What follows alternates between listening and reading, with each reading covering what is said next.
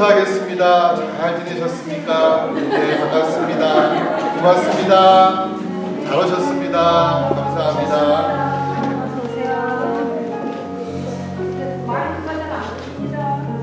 안 켜서 그렇습니다. 예, 이제 켰습니다. 이제 우리 다 함께 일어나셔서 예배로 나아가겠습니다. 오늘 하나님께서 우리를 부르시는 말씀은 시편 29편 1절과 2절입니다. 너희 권능 있는 자들아 영광과 능력을 여호와께 돌리고 돌릴지어다. 여호와께 그의 이름에 합당한 영광을 돌리며 거룩한 옷을 입고 여호와께 예배할지어다. 아멘. 하나님 감사합니다. 무더운 여름이지만 또한 이 땅 가운데 많은 질병과 전쟁의 소문들이 우리를 둘러싸는 가운데 있습니다. 하나님 아버지, 이 모든 것들 가운데서도 우리의 생명과 마음을 지킬 수 있는 분은 우리 주님밖에 없습니다. 오늘 예배를 통해서 그 주님을 만나게 하시고 하늘로 보는 위로와 평강을 얻어가는 귀한 시간 되도록 주여 도와주시옵소서. 예수님의 이름으로 감사하며 기도하옵나이다. 아멘.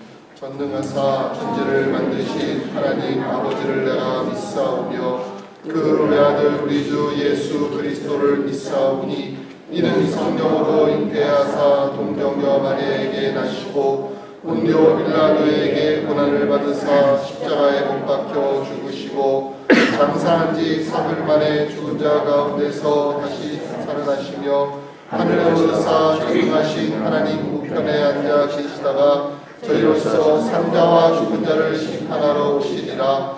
성령을 믿사오며 거룩한 공예와 성도와 소교통하는 것과 죄를 사하여 주시는 것과 몸이 다시 사는 것과 영원히 사는 것을 믿사옵나이다. 아멘.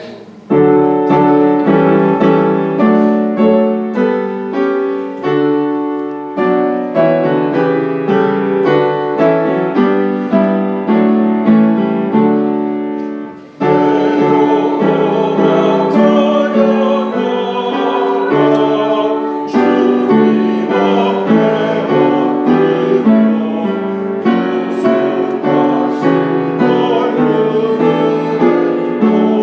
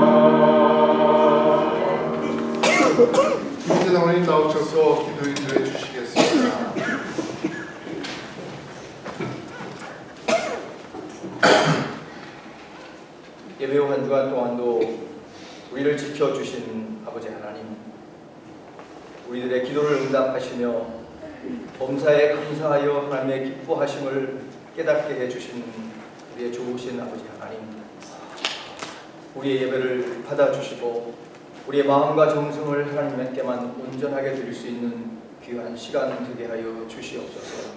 이것의 교회를 허락하시고 지금까지 믿음의 형제들이 함께 하나님을 섬기며 여기까지 올 수 있게 해주신 하나님의 은혜에 감사를 드립니다. 우리에게 시간과 공간을 정하여 허락하신 선한 청지기의 사명을 성실히 감당할 수 있게끔 말씀으로 우리를 늘 새롭게 빚어 주시옵소서. 주인 앞에 결산할 때에 우리에게 남겨진 달란트로 주인의 기쁨에 참여하는 아름다운 교회로 우리를 세워주시옵소서. 방법과 모양이 달라도 복음을 전하는 일을 계획하게 하시고 순간순간마다 더 이어갈 수 있는 저희를 되게 하여 주시기를 간절히 기도합니다. 모일 때마다 중보 기도하며 말씀 안에서 서로 격려하며 권면하며 서로가 나누며 세워가는 교회가 되게 하여 주시옵소서. 육신의 아픔으로 고생하는 우리의 형제들을 위해서 기도하오니 우리 하나님, 우리가 어디서 기도할지라도 하나님 친히 저들을 찾아가시어 어루만져 주시고 낫는 축복을 허락해 주시옵소서. 시간이 갈수록 육신이 연약하고 부패해질지라도 하나님을 향하는 믿음은 날로 강건하게 해주시고 하나님을 더욱더 바라보며 더욱더 독수리와 같이 날개를 펼 수 있는 저희들을 되게 하여 주시옵소서. 자연재해와 전쟁으로 세상이 많은 고통 가운데 있을지라도 우리 하나님 저들을 고치시고 하나님 지배하시며 하나님이 온전히 통치하시는 이 세상으로 덮어나갈 수 있게끔 하나님 인도하여 주시옵소서.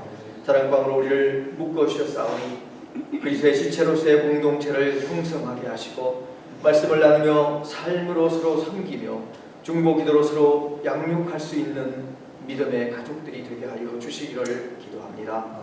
이 시간에도 목사님을 세워서 우리에게 메시지를 전해주실 때에 저가 영육간에 더욱더 강건하게 하시고 그가 기도하는 교회와 가정을 주님 축복하여 주시기를 간절히 바라옵고 기도합니다. 이 시간 우리를 이곳에 모아주셨사오니 우리 모든 기도와 정성과 우리의 모든 것을 받아 하나님 흠양하여 주시고 하늘의 복을 허락하여 주시기를 바라옵고 예수 그리스도의 이름으로 기도하옵나이다.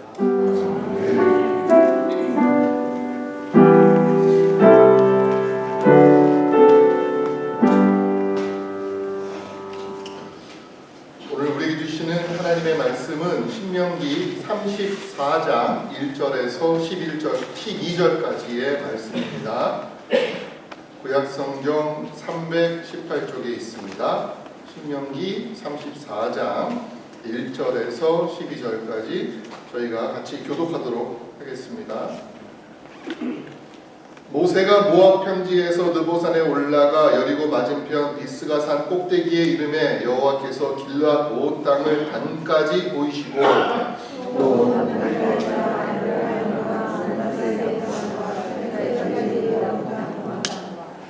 네겝과 종려나무의 서급 여리고 골짜기 평지를 소알까지 보이시고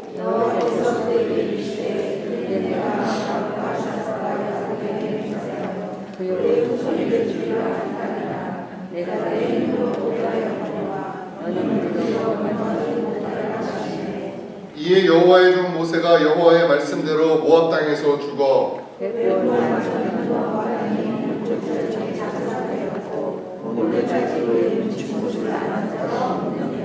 모세가 죽을 때 나이 120세였으나 그의 눈이 흐리지 아니하였고 기력이 쇠하지 아니하였더라.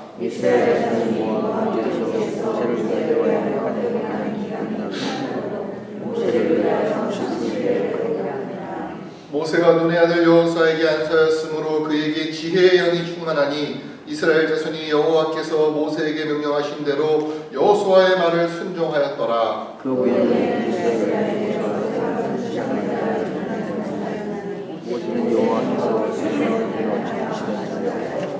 여호와께서 그를 애굽 땅에 보내사 바로와 그의 모든 신하와 그의 온 땅의 모든 이적과 기사와 모든 큰 권능과 위협을 행하게 하시매 온 이스라엘의 목전에서 그것을 행한 자이었더라. 아멘. God is good all the time. 그 하나님이 우리와 함께 하시는 줄로 믿습니다. 보통 우리가 5월달은 가정의 달이라고 합니다. 그리고 이제 오늘이 5월 마지막 주일, 5월 마지막 날이어서 하나님한테 어떤 말씀을 가지고 나눌까 하다가 이 말씀이 생각이 났습니다. 모세라는 사람의 노년에 대한 부분이 우리에게 주고 있는 도전이 있다 싶어서 함께 말씀을 나누려고 합니다. 이 세상 사람들을 보면은요, 다 얼굴이 다르지 않습니까? 쌍둥이는 같다 하더라도, 쌍둥이라 할지라도 홍채, 지문, 또 성격, 취향, 취미, 알러지 같은 것이 하나도 없어요. 모든 사람은 다 똑같습니다. 그런데 모두에게 공통되고 동일한 사실이 하나 있는데 그것은 무엇입니까? 이 땅에 있는 모든 사람은 다 태어나야만 되고 모두가 죽음으로 간다라고 하는 것입니다. 태어나야지만이 비로소 인간은 존재한다라고 이야기합니다. 또 죽게 되면은 존재하지 않는 비존재 상태로 돌아간다고 말합니다. 삶과 죽음이, 탄생과 죽음이 존재와 비존재를 가리는 그 포인트가 된다고 하는 것이죠. 그래서 사람들은 어떻게 합니까? 탄생을 하면 축하해줘요. 또 죽게 되면은, 사망하게 되면은 애도를 합니다. 존재하는 사람이 존재하지 않게 되었다고 하는 것, 비존재화 되었다는 것에 대해서 사람들은 충격을 받고 슬퍼합니다. 근데 한 가지가 궁금한 것이 있어요. 탄생을 통해서 이전에 어떤 사람이 생겼는데 그럼 죽음을 통해서 다시 없든 다시 무로 돌아가느냐라고 하는 것입니다. 사랑하는 사람의 우리가 죽음을 슬퍼하면서 더 이상 볼 수 없다라고 말하는데, 그렇다면은 그 사람은 이제 존재했지만 이제는 존재하지 않는, 정말 완전히 존재하지 않는 비존재가 되느냐라고 하는 것입니다. 근데 보니까 세상에서도 질량 보존의 법칙이라는 것이 있더라고요. 질량 보존의 법칙이 무엇입니까? 눈에 보이다가 보이지 않는다 하더라도 그것은 보이지 않는 것이 아니라 반드시 어느 지점에 어느 부분에 존재한다라는 거잖아요. 예를 들어서 우리가 소금, 엄청 짠 소금을 우리가 알고 있어요. 근데 그 소금을 물에 던지면 그 소금은 보이지가 않습니다. 물밖에는 보이지 않아요. 하지만 그 물을 마시게 되면 우리는 뭘 느낍니까? 소금이 여기에 존재하는구나. 그걸 알 수가 있다는 거예요. 마찬가지로 성경은요, 육적인 죽음으로 인해서 우리의 삶이 끝나는 것이 아니다라고 말합니다. 오히려 영적인 새로운 환경, 새로운 탄생으로 인해 가지고 다시 존재한다라고 말해주고 있어요. 그렇기 때문에 성경에서 말하고 있는 죽음은 무엇입니까? 끝이 아니라 새로운 탄생이다, 새로운 출발이라고 말씀하는 것입니다. 그리고 그 출발은 오히려 육적인 탄생보다 훨씬 더 중요한, 질적으로 훨씬 더 좋은 출발이라고 말씀해주고 있다는 거예요. 그래서 오늘 우리가 읽은 말씀에서 모세를 통해서 과연 그러한가라는 것들을 생각해 볼 수가 있습니다. 오늘 읽은 말씀 보시면 여러분 다 읽으셨지만은 모세가 어떻게 마지막을 보냈는가를 우리에게 알려주고 있습니다. 그의 마지막은 일반적인 사람들과는 좀 다른 것 같습니다. 근데 그 다른 것이 좋은 것이냐라고 할 때 사실 우리는 조금 고개를 갸우뚱하게 됩니다. 세상적인 관점에서 봤을 때 모세의 마지막이, 모세의 죽음이 안 좋아 보여요. 솔직히 말하면 이렇게 좀 좋아 보이지 않아요. 먼저 보세요. 1절부터 4절까지를 보면은요, 하나님께서 모세로 하여금 느보산에 올라가서 비스가산 꼭대기에 이르게 했습니다. 느보산이라고 하는 것이 하나의 큰 산이라면은 마치 우리가 설악산을 가면 거기 대청봉, 소청봉 이렇게 있는 것처럼 봉우리는 다르잖아요. 근데 그 비스가산 꼭대기에 올라서 가나안 땅을 바라보게 하시고 그 가나안 땅에 있는 전경을 모세에게 보여주신 겁니다. 왜 그렇게 하셨느냐라고 하는 것이죠. 그가 지난 40년 동안 이스라엘 백성들을 이끌면서 그들이 가야 할 땅이 거기 있기 때문이에요. 그래서 하나님은 모세에게 아직 이스라엘 백성들이 다 보지 못했던 가나안 땅의 전경을 보여주시려고 했던 것입니다. 저도 예전에 성지순례 프로그램을 통해서 요르단에 있는 비스가산 느보산에 오른 적이 있어요. 거기에 보면은 그때 청년 가이드가 저희한테 뭐라고 얘기했냐면은 그때는 너무 구름이 가득 차가지고서 잘 보이지가 않아요. 근데 구름이 없이 맑은 날이 되면은 거기에서 예루살렘이 보이고요, 베들레헴이 보이고요, 사해까지 보인다고 말합니다. 실제로 그 앞에 그 전망대에 보면은 거기에서 사해까지 얼마의 거리, 또 베들레헴까지 얼마의 거리 이렇게 표지판에 있는 것을 볼 수가 있어요. 저는 모세가 그 장소에 올랐는지는 모르겠습니다. 하지만 어딘가에서 모세는 심지어 하나님께서 그의 영의 눈을 열어주셔가지고 그 이상의 것까지 보게 하셨다고 성경은 말하고 있어요. 야, 여기까지 보면은 모세가 얼마나 감동했을까.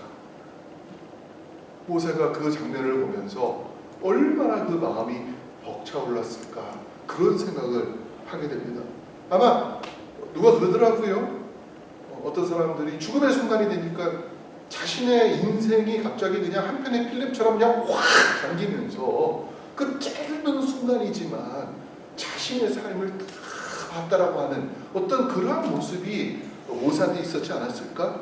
그러면서 내가 그동안에 온갖 고생을 하고 수고를 했지만 내가 여기까지 와서 내가 가나안 땅을 보는구나. 아마 그러한 감동이 그 마음속에 가득했을 것 같아요. 그렇지만 우리가 4절 하반부와 5절을 보면은요, 그 감동이 그냥 확 깨버립니다. 뭐 이렇게 써 있어요. 내가 내 눈으로 보게 하였거니와 너는 그리로 건너가지 못하리라 하시매 이에 여호와의 종 모세가 여호와의 말씀대로 모압 땅에서 죽어 이렇게 기록하고 있습니다.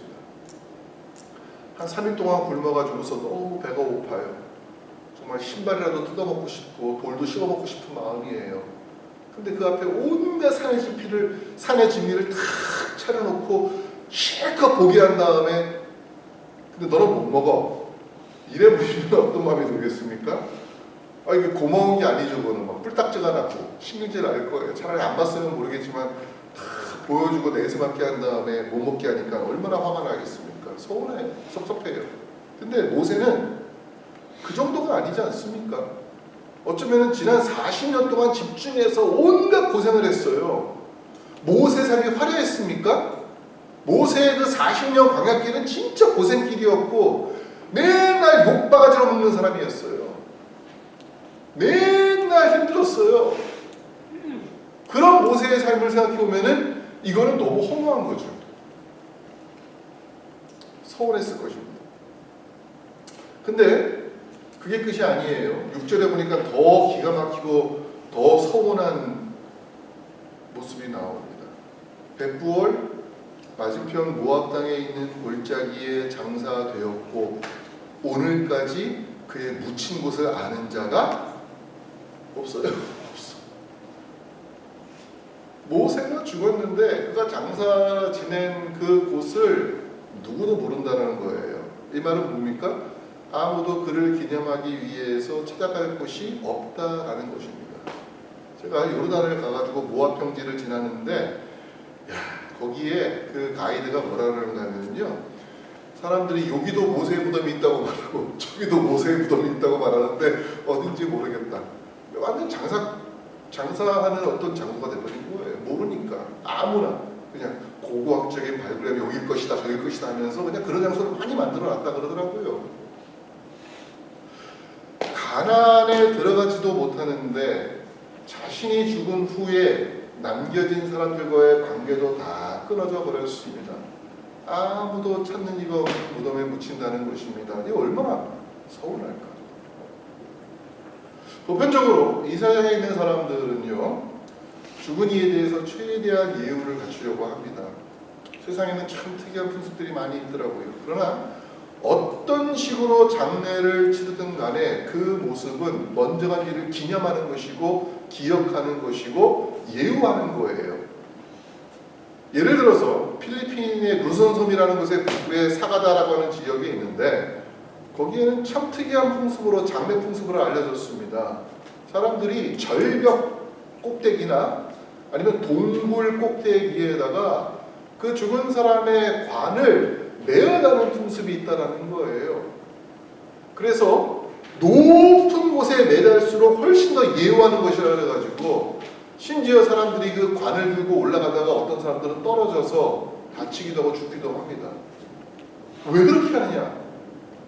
죽은 사람이 좀 더 하늘에 가까운 곳에 가야지만이 우리가 그를 대우한다는 생각이 있기 때문에 많은 사람들이 위험을 무릅쓰고 그렇게 하고 있어요.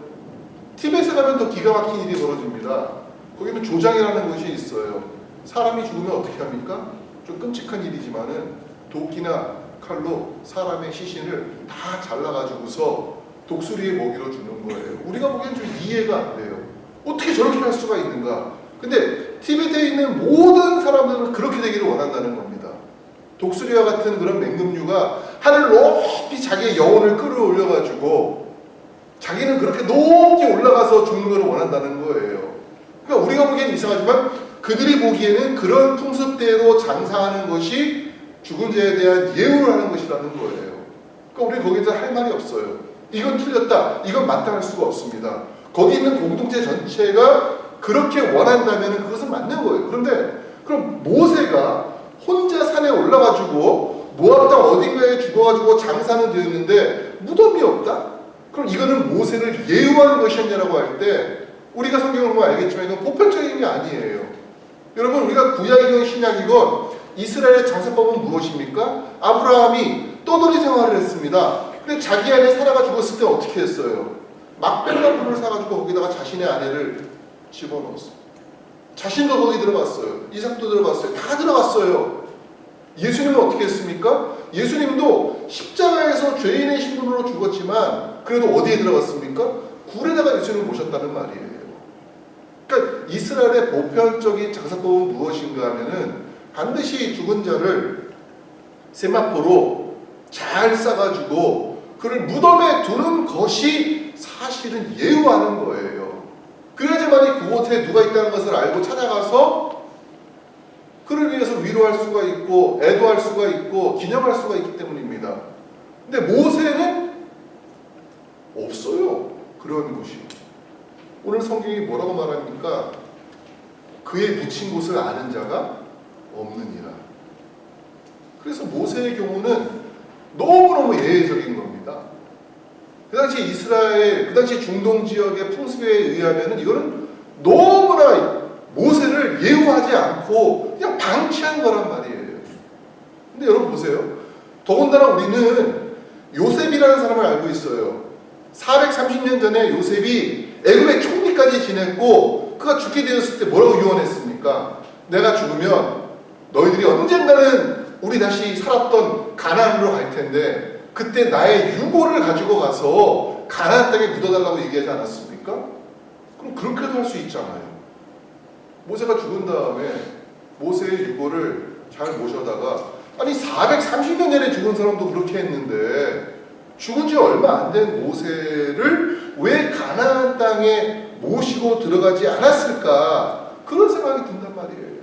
그래서 모세의 마지막을 생각해 보면 너무나 안쓰럽다. 너무나 외롭다. 안타깝다. 그런 마음이 들어요. 그러면서 우리는 마치 모세의 120년의 삶이 모두 다 부정당한 것이 아닌가 하는 생각이 들게 됩니다. 근데 그 다음에 두 번째 장면이 나옵니다. 모세의 마지막에서 두 번째 장면이 9절에 나와요. 모세가 눈의 아들 여호수아에게 안수하였으므로 그에게 지혜의 영이 충만하니 이스라엘 자손이 여호와께서 모세에게 명령하신 대로 여호수아의 말을 순종하였더라. 여호수아는 모세의 피부치가 아니었습니다. 또 모세의 뒤를 이어서 가나안을 이스라엘이 이끄는 지도가 되었고요. 모세가 하지 못했던 일을 감당합니다. 가나안 땅을 정복하고 가나안 땅을 모든 지파들에게 성공적으로 나누어 주었고, 그리고 결국엔 가나안 땅을 차지해가지고 이스라엘이 그 땅 가운데 살 수 있도록 했던 위대한 영웅이 되었습니다.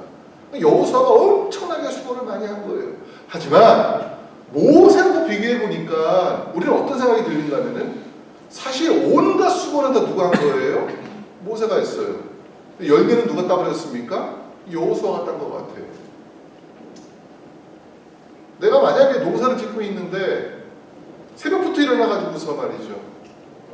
비가 오건 눈이 오건 그냥 쇠갈고리 하나 들고 가가지고서 그냥 열심히 밭을 갈고 일구고 씨를 뿌리고 비료 뿌리고 잡초 뽑고, 홍수라면은 고랑물 내가지고서 물 다 뽑고, 그렇게 해가지고 열심히 밭을 일구고 논을 일궜는데 나중에 그 땅을 내가 생판 모르는 사람이 차지한 거예요. 나는 그 땅에서 난 열매를 먹어본 적이 없습니다. 그럼 얼마나 황당하겠습니까? 오히려 가나안 땅을 차지하는 영광을 모세가 누려야 되는 것이 아닌가 하는 그런 생각이 들기도 합니다. 그런데 모세에 대한 진짜 평가가 10절에서부터 12절에 등장합니다. 세 번째 장면이라고 말할 수가 있습니다. 그 후에 이스라엘에 모세와 같은 선지자가 일어나지 못하였나니 모세는 여호와께서 대면하여 아시던 자요, 여호와께서 그를 애굽 땅에 보내사 바로와 그의 모든 신하와 그의 온 땅의 모든 이적과 기사와 모든 큰 권능과 위엄을 행하게 하심에 온 이스라엘의 목전에서 그것을 행한 자이더라. 그렇게 말합니다. 자, 그 후에는 이스라엘에 모세와 같은 선지자가 일어나지 못했다라는 것입니다. 다른 말로 하면 모세가 이스라엘 전체에서 최고의 선지자였다라는 것입니다. 이거는 큰 찬사예요. 큰 높임이에요. 지금도 이스라엘에서는 자기들의 구약에 있는 모든 믿음의 조상들 가운데에서 최고의 두 사람을 뽑으라면 누구를 뽑습니까? 모세와 다윗이에요. 이스라엘 국기를 봐도 알 수 있어요. 위에 두 개 파란색의 선이 그어져 있습니다. 밑에는 뭐예요? 홍해를 상징하는 거고 위에는 요단강을 상징하는 거예요. 모세 시대에 있었던 일입니다. 그 다음에 중앙에 있는 별은 뭐예요? 다윗의 별이라고 말하잖아요. 다윗 시대. 그러니까 이스라엘이라는 나라 자체가 모세와 다윗의 업적과 유업을 통해서 이루어진 나라다라고 하는 것을 표시하는 게 이스라엘 국기예요. 근데 그렇게 대단한 모세, 지금도 그렇게 존경받고 있는 모세가 마지막 순간에는 그렇게 쓸쓸하게 죽었다라는 것이죠. 그게 믿겨지지 않는다는 겁니다. 모세의 마지막을 보면은 죽을 때 원하던 대로 가나안 땅에 들어가지 못했습니다. 모세가 그냥 호탕하게 하나님께 하나님께 아직도 뭐 나 가나안 안 가도 됩니다 이렇게 한 게 아니에요. 하나님께 간구했어요. 하나님, 내가 잘못이 있지만 그래도 주님께서 원하시면 나를 들여보낼 수 있으니까 나를 좀 가나안 땅에 들여보내 주십시오. 근데 하나님 매몰차게 거절합니다. 너 거기 못 들어간다. 네가 지은 죄가 있어서 안 된다 라고 말해요. 모세는 못 들어갑니다. 심지어 죽어서 장사 지낸 곳까지 알려지지 않은 그런 마지막을 보냈다라고 하는 것입니다. 세상에서는 이러한 일이 일어나게 되면 어떻게 합니까? 너무 안타까워하잖아요. 아, 세상에 그 사람이 이 땅에서 이렇게 훌륭하게 살았는데 마지막에 그의 무덤이 없대. 그러면은 갑자기 우리 마음이 좀 수결해지지 않습니다. 오늘날도 마찬가지예요. 한국에 여러분들 잘 알고 있는 유명한 화가 가운데 이중섭이라는 분이 있잖아요. 이중섭의 유명한 작품이 뭐예요? 소. 네, 소 그림으로 너무너무 유명해요. 얼마나 유명한가 하면 지금도 이 그림이 팔리긴 팔리지만 웬만한 사람들은 살 수가 없습니다. 제일 비싸게 팔린 그림이 뭔가 봤더니만은요, 소라고 하는 작품이 2018년도에 47억 원에 팔렸대요. 소와 아동이라고 하는 작품이 2025년 작년에 팔렸는데 이게 35억에 팔렸답니다. 그러니까 28년도에 2018년도에 47억에 팔린 작품은 아마 지금 얼마 됐을까? 오, 상상할 수도 없겠어요. 엄청난 거예요. 우리 지금 주보 사이즈가 요만한 사이즈인데 이게 엽서 2장만한 사이즈잖아요, 그죠? 이게 보통 미술에서는 1호 사이즈라고 말합니다. 근데 이 1호 사이즈의 이중섭의 작품은 얼마냐? 이게 3,700만 원을 호가한대요. 요만한 게 3,700만 원이라는 거예요. 그럼 우리 생각하기에는요, 와, 이중섭이라는 사람이 떼돈을 벌었겠구나. 지금도 이렇게 엄청나게 유명하고 저렇게 비싸게 팔리니까 이중섭은 얼마나 부자로 살다 갔을까. 근데 그렇지 않았습니다. 이중섭이라는 사람이 평안북도에서 태어났는데 태어날 때는 아주 유복한 지주의 아들로 태어났어요. 유년 시절은 꽤 괜찮았습니다. 그렇기 때문에 그 당시에 미술을 시작할 수가 있었던 거 아니겠습니까? 근데 어떤 일이 났어요? 6.25가 터졌습니다. 모든 가족들이 땅과 집과 재산을 다 빼앗기고 남아서 그래가지고 그는 비참한 삶을 살았다고 말해요. 얼마나 비참했느냐? 영양실조를 걸렸고 그 다음에 가난해가지고서 화구를 살 돈이 없어가지고 남들이 버린 담뱃갑에 있는 은박지를 떼다가 꼴을 벗겨가지고 거기에다가 철필로 그림을 그렸다라고 말합니다. 그게 이중섭의 모습이었어요. 근데 더군다나 극심한 생활과 영양실조로 결국 건강이 악화되어서 1956년 41세의 젊은 나이에 서대문 적십자병원에서 무연고자로, 다시 말하면 노숙자로 그렇게 쓸쓸히 생을 마감했다고 이야기를 합니다. 지금은 그렇게 화려하게 존경받는 사람이었지만 그의 삶이 사실은 어려웠다. 외국도 마찬가지예요. 우리가 너무나 잘 알고 있는 빈센트 반 고흐, 또 밀레, 모딜리아니, 앙리 루소 모두가 다 세계적인 박물관에 그 작품들이 걸려있지 않습니까? 많은 사람들이 그 작품 보러 박물관을 가고 뮤지엄을 가고 미술관을 간단 말이에요. 근데 그들 모두가 다 사실은 살아있을 때는 이중섭과 같이 그렇게 거칠고 힘든 삶을 살아왔다라는 것입니다. 그래서 우리는요, 이런 모세의 모습을 보면서 나중에 그렇게 이름을 날리는 것이 뭔 소용이 있을까? 우리가 하나님을 위해 살아간다고 하지만 우리의 삶이 녹록치 않은데 과연 이것이 하나님께서 우리에게 주시고자 하시는 복인가? 그런 생각할 때가 있을 수 있다는 거예요. 하나님을 위해서 사는 삶이 과연 뭘까? 이러한 모순에 대해서 솔로몬, 전도서를 쓴 솔로몬도 그런 생각을 했던 것 같아요.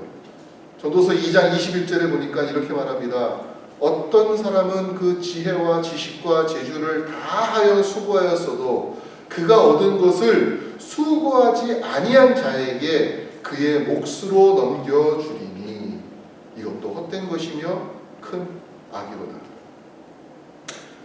그래서 때때로 우리가 이 땅을 살아가면서 내가 세상에서 열심히 사는 것이 무슨 소용이 있을까? 무슨 유익이 있을까? 그런 마음이 들 수가 있어요. 특별히 노년기에 이런 생각이 들 때에 많은 정신의학이나 심리학에서는 이 단계를 실존적 공허라고 부르더라고요. 자아통합 때 절망의 단계다. 저도 어려워요. 이렇게 불러요. 왜냐하면 모든 사람에게 모세 같은 시간이 있을 수 있다는 것입니다. 또 어떤 것이냐라고 할 때 아무리 열심히 산 사람이라 할지라도 인생의 마지막 자락에 오게 되면은 자기도 원치 않고 자기도 바라지 않지만 공허함이 들게 되고 또 허무함을 마주하게 된다는 것입니다. 왜 그럴까? 학자들은 세 가지 원인을 말하고 있습니다. 첫 번째 원인이 있는데 그것은 역할의 상실과 사회적 소외감 때문이라고 이야기합니다. 내가 지금 그전까지는요 일하는 사람이었잖아요. 뭔가를 했어요. 열심히. 근데 나이가 들면 그 일을 못하게 됩니다. 은퇴하게 됩니다. 내가 했던 직업, 직함, 역할, 사회적인 공헌도 더 이상 할 수가 없을 때가 올 때는 무력감을 느낀다는 거예요.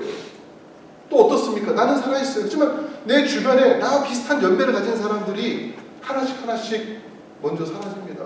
가족들이, 내 친구들이, 내 친지들이 한 명씩 먼저 세상을 떠날 때마다 대화할 수 있는 상대가 줄어들어요. 그러니까 사회적으로 고립되는 느낌이 들고 소외감을 느낀다. 그런 단계가 온다는 것이죠. 모세가 124에 물론 성경에는 그 기력이 있다고 말하지만 그 비스가 산 골짜기를 혼자 갔어요. 그전에는 누가 같이 갔습니까? 여호수아와 같이 갔고 아론과 같이 갔고 훌과 같이 갔는데 이제는 모세가 그 마지막 순간에 혼자 그 높은 산꼭대기를 올라갑니다. 저는 그 모습이 우리 인생의 모습이 아닌가 하는 것이죠. 두 번째로는요, 살아온 삶에 대한 후회와 미련이 있기 때문에 인생의 마지막 자락에 모든 사람들이 다 공허함과 허망을 마주할 수 있다라고 말하고 있습니다. 과거에 내가 했던 선택에 대한 후회가 밀려옵니다. 가족들 간의 관계에서도 잘 지내고 싶은데 뭔가 잘 풀리지 않고 불화가 있습니다.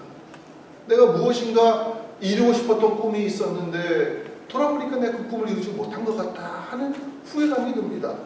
또 내가 무엇인가를 새롭게 하기를 원하지만은 여러 가지 이유로 인해서 새롭게 할 수가 없을 때에 내 삶에 회의감이 들 수도 있다라고 말하는 거예요. 세 번째 원인이 있습니다. 그것은 죽음. 그 자체에 대한 불안감이라고 이야기를 합니다. 존재함이 비존재로 바뀌는 것에 대한 두려움이 든다는 거예요. 죽음 이후에 과연 나는 어떻게 될까? 내가 한 번도 보지 못했고 가지 못했고 알지 못했던 그 세계는 과연 뭐가 있을까라고 하는 불안감이 그로 하여금 두려움과 공허함으로 빠지게 한다는 거예요. 또 한 가지가 있어요.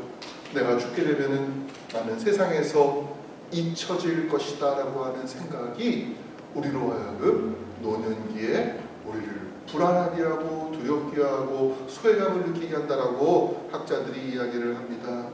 내가 그동안 모아놨던 재산, 명예, 그렇게 아끼면서 사모았던 그 모든 것들이 죽음이라고 하는 그 두 글자 앞에서는 아무것도 아닌 것을 느낄 때가 오는데 그때 우리가 모세와 같은 상태로 들어갈 수 있다.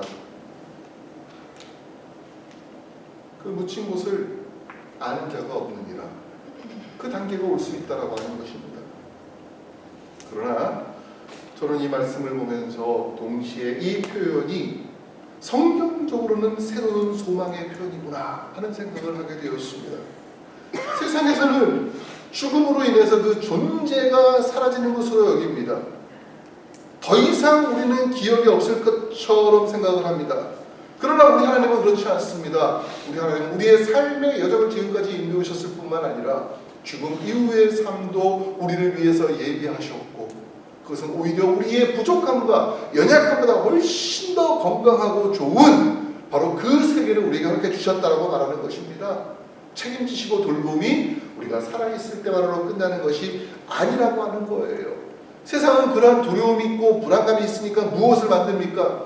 아무리 유물론을 숭배하고 있는 저 북한의 김일성, 김정일도 자기들 죽은 다음에 어떻게 해요? 자기들의 시체를 썩지 않는 밀랍관에 가둬놓고 자기를 위해서 엄청나게 큰 우상을 세워놓고 자기들이 기억되지 않는 것을 두려워하면서 사람들에게 그 신상 앞에 절하게 하지 않습니까? 이게 얼마나 공산주의의 모순이에요. 유물론의 모순이에요. 근데 모세는 그런 두려움이 없었던 거예요. 내 동상이 없어도 내 죽은 곳이 알려지지 않아도 모세에게는 상관이 없었습니다. 그에게 무엇이 있었습니까? 영원히 변하지 않는 하나님의 인도하심이 있었기 때문입니다. 저는요 오늘 이 세상을 볼 때에 무덤이 없다라고 하는 것을 되게 안타까운 것으로 여겨요 사람들이. 그리고 그것을 쓸쓸한 죽음처럼 묘사합니다. 근데 여러분 성경을 보시면은요 역사를 보시면은요 의외로 정말 유명한 사람들은 정말 기억에 남는 사람들은 무덤이 없어요. 예수님의 무덤 어디 있습니까? 없어요. 빌려 썼던 아리마대 요셉의 무덤 그 무덤조차도 지금 어디 있는지 몰라요. 예수님은 무덤이 없는 그런 분으로 우리에게 기억이 되고 있습니다. 만약에 어딘가에 예수의 무덤이 있다면요, 그곳은 아마 유명한 관광지가 될 겁니다. 하지만 그 무덤은 구원과 영생의 장소는 될 수가 없어요. 그래서 무덤이 없는 것이 우리에게는 너무나 좋습니다. 또 마찬가지예요. 세상에서도 무덤이 없었고 무덤을 만들지 않았던 사람들의 영향력이 훨씬 더 커요. 모세는 물론이고 심지어 세상에 군한이라고 했던 징기스칸도 자기 무덤이 없어요. 어디 있는지 몰라요. 또 훈족, 유럽을 휩쓸었던 아틸라의 왕, 그 훈족의 왕이었던 그 아틸라도 자기 무덤이 없어요. 여러분, 이것은 무엇을 말하는가 하면은 반드시 무덤이라는 것이 있어야지만이 그 사람의 영향력이 나타나고 그 사람이 기억되는 것은 아니라고 하는 겁니다. 종교개혁자 보세요. 켈빈, 우리 장로교회 시조라고 할 수가 있죠. 표시라고 할 수가 있죠. 켈빈은 스스로가 자신의 무덤을 만들지 말라고 얘기했습니다. 왜요? 혹시라도 내 무덤이 누군가 알려지면은 그것이 혹시 자신을 신성시하는 우상 숭배하는 자가 될 수 있기 때문에 나의 무덤을 평범하게 만들고 이름을 써놓지 말라고 부탁을 했습니다. 지금도 칼빈의 무덤은 어디 있는지 몰라요. 종교개혁자 얀 후스, 쯔빙글리, 윌리엄 틴데이, 이런 사람들 역시 무덤이 없습니다. 이들은 켈빈과 달리 그 당시의 종교 지도자들이 이들의 영향력이 너무 크니까 이들의 무덤을 만들면 사람들이 와서 그들을 기억하고 혹시 우리의 권한에, 우리의 권리에 도전할까봐 두려워서 일부러 그들의 무덤을 만들지 않게 했습니다. 하지만 무덤이 없던 그들의 이름은 오늘도 어디에 있습니까? 역사책에 기록되어 있어요. 지금도 수많은 사람들이 그들을 기념하고 있습니다.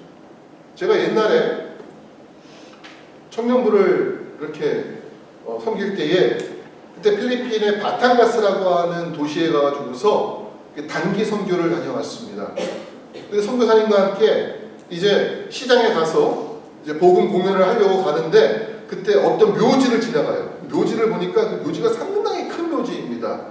선교사님이 뭐라고 했는가 하면 이 묘지는 중국 사람들 묘지라는 거예요. 근데 그 묘지가 어떻게 구성되어 있는가 하면요, 집처럼 구성되어 있어요. 집. 실제로 어떤 가장 큰 묘지는 거실이 있고 방이 2개가 있어요. 거기에 에어컨이 돌아갑니다. 왜 그럴까? 망자가 거기에서 계속 살아야 되기 때문에 이렇게 한다는 거예요. 그리고 그의 가족들이 매주마다 돌아가서 신선한 음식들을 보양하고 있어요. 그런데 그 앞에 철문으로 닫아놨습니다. 못 들어가게 닫아놨어요. 아니, 왜 이 무덤에는 이렇게 자물쇠들이 많습니까? 노숙자들이 들어와가지고 거기서 잠자면서 음식 다 훔쳐먹기 때문에 닫아놓고, 또 중국 사람들 비싼 물건들을 거기다 같이 집어넣기 때문에 도둑놈들이 와가지고 훔쳐갈까봐 닫아놓는다는 거예요. 아니, 조상들은 와서 음식 다 먹고 이렇게 여러 방 다니면서 왔다 갔다 쉬게 이러면서 가다 놓으면 영혼의 감옥이잖아요. 그거는 그렇게 한다는 거예요. 그걸 보면서 제가 상당히 이상하다. 화려하고 크고 멋진 무덤이 중요한 것이 아니라 어디에 무덤이 있는가가 중요한 것이 아니라 과연 그 사람이 누군가의 기억할 만한 삶을 살았느냐, 무엇보다 하나님이 기억하시는 삶을 살았느냐가 훨씬 더 중요하다라고 하는 것입니다. 두 번째로, 세상은 모세가 가나안 땅에 들어가지 못했다는 것 때문에 안타까워합니다. 모세는 실패한 것이 아닌가 생각합니다. 그런데 성경은 모세가 가나안 땅에 들어갔다라고 말합니다. 마태복음 17장에, 마가복음 9장에, 누가복음 9장에 보면은 예수님께서 변화산에 올라가셨을 때의 모습이 나옵니다.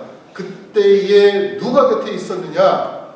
한쪽은 모세가 있었고 한쪽은 엘리야가 있었다고 합니다. 엘리야는 가나안 땅에서 태어나서 살았던 사람이에요. 모세는 가나안 땅에 들어가지 않았지만 다볼산은 언제 있는 산입니까? 그 변화산이라고 하는 다볼산은 지금도 헤브론 지역 이스라엘 땅에 있는 산이에요. 그럼 모세는 가나안 땅에 들어와 있는 겁니까? 들어와 있지 않은 것입니까? 들어와 있는 거예요. 근데 단순히 모세가 가나안 땅이라고 하는 그 공간에, 물리적인 공간에 들어왔다라고 하는 것을 말하는 것이 아닙니다. 왜 하나님께서 예수님을 통해서 모세라는 사람이 가나안 땅에 서 있는 모습을 보여주셨을까요? 그가 그 가나안 땅에 살라고 하는 것이 아닙니다. 모세가 예수님과 함께 있었다는 것은 무엇을 말하는가 하면은 그가 영원한 하나님 나라에 들어와 살고 있다는 거예요.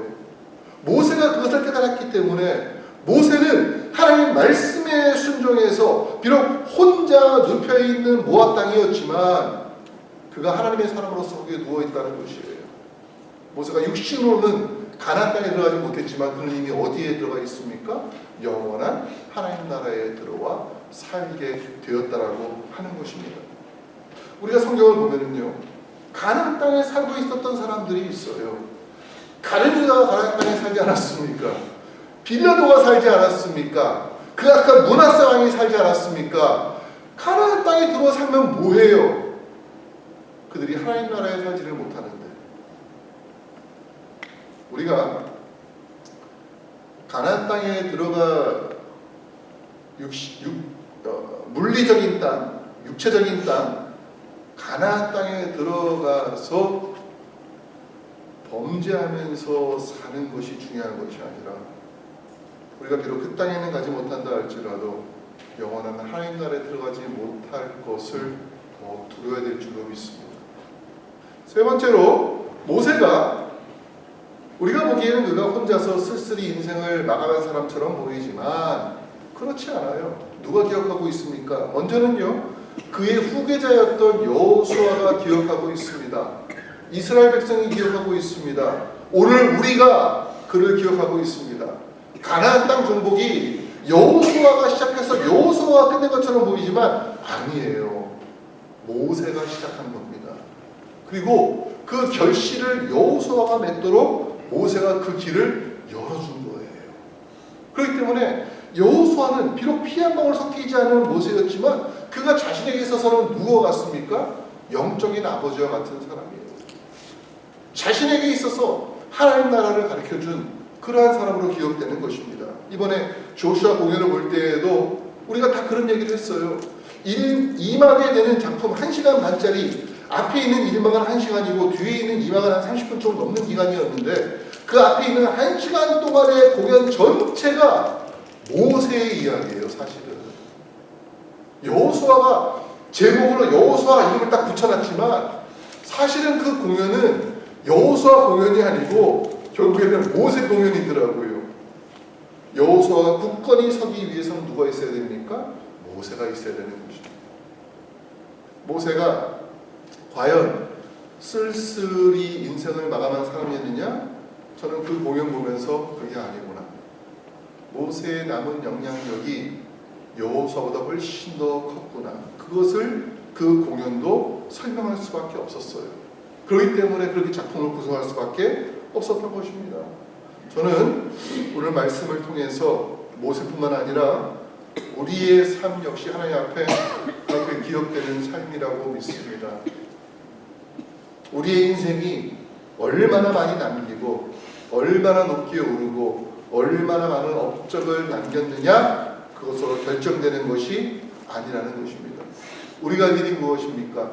화려하게 묻힐 묘지를 준비하는 인생이 아니라 하나님 앞에서 기억될 만한 삶으로 살아내는 것, 그것이 우리가 해야 될 마지막의 준비의 모습이라고 하는 것입니다. 모세가 여호수아에게 안수했을 때 어떤 일이 일어났습니까? 하나님의 영이, 지혜의 영이 그에게 충만하였다고 이야기합니다. 나의 인생을 통해서 누군가에게 하나님의 영이 임하는 일이 일어난다면 나를 통해서 누군가가 하나님을 기억하는 삶을 살게 된다면 내 삶이 화려하지 않아도 상관이 없어요. 내가 묻힐 것이 꽤 괜찮지 않아도 상관이 없어요. 아니, 화장해서 이 땅 어딘가에 흩어진다고 해도 그의 삶은 아름다운 삶이고 고귀한 삶이 되는 것입니다. 우리 사랑하는 성도님 여러분들, 저는 바라기는 우리 모두가 우리가 묻힐 곳이 알려지는 그러한 삶이 되지 않고 묻힌 사람이 알려지는 기억되는 그러한 삶을 우리가 살아내기를 원합니다.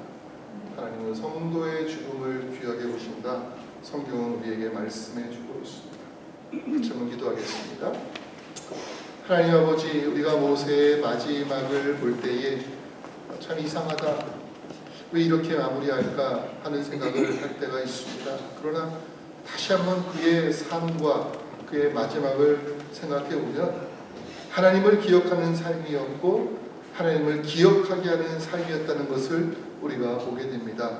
우리가 이 땅에서 어떠한 모습으로 살든 아버지 모세와 같이 그렇게 기억되는 삶으로 살아갈 수 있도록 복내려 주시옵소서. 누군가 우리를 통해서 하나님을 기억할 수 있다면, 누군가 우리를 통해서 하나님 나라를 바라볼 수 있다면, 누군가 우리를 통해서 이 땅 가운데 성실하고 정직한 삶의 의미를 깨닫는다면 아버지 하나님 감사하게 하시고 그 모습을 준비하는 사람으로 이 땅을 살아가도록 하나님 도와주시옵소서. 예수님의 이름으로 감사하며 기도하옵나이다. 아멘. 다 함께 일어나셔서 복을 찬양하겠습니다.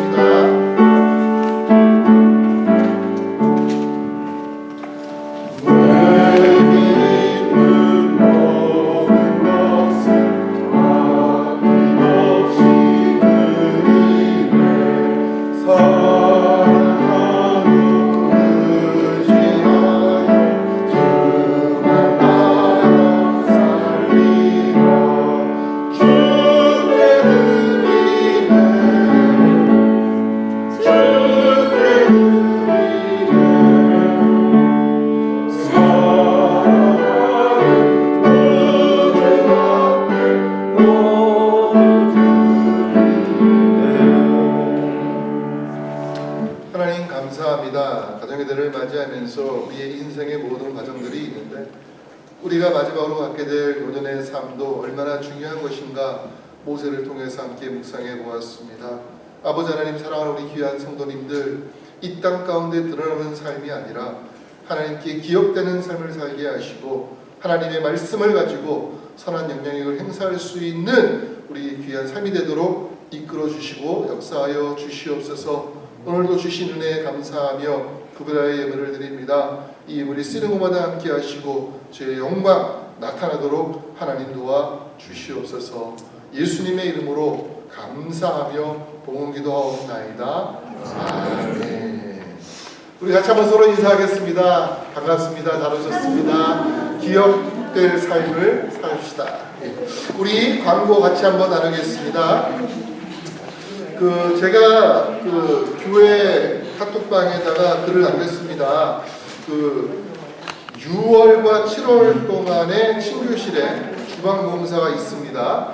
그래서 여러분 친교실 사용할 수가 있고요. 또 커피도 끓일 수가 있고 거기 있는 콘센트에 전기도 쓸 수가 있습니다. 근데 이제 주방에 있는 화구는 아마 쓰지를 못하는 것 같아요. 키친은 좀 당분간 이용할 수 없기 때문에 우리 준비하시는 분들이 좀 지혜를 좀 많이 모으셔야 될 것 같다는 생각을 했습니다. 잘하고 계시니까 너무 감사를 드리고요.